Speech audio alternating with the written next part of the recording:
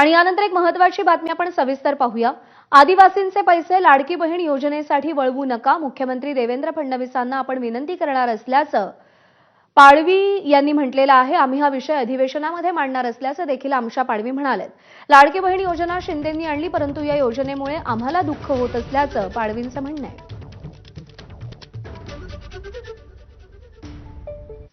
मुख्यमंत्री लाडकी बहीण आहे, ही योजना फार चांगली आहे। आमचे पैसे त्याच्यामध्ये वर्ग केला, आम्ही हे विषय सुद्धा अधिवेशनमध्ये मांडणार आहे। योजना चांगली आहे, चांगलं करून राहिलं युती सरकार, त्याच्याबद्दल माझी काही तक्रार नाही।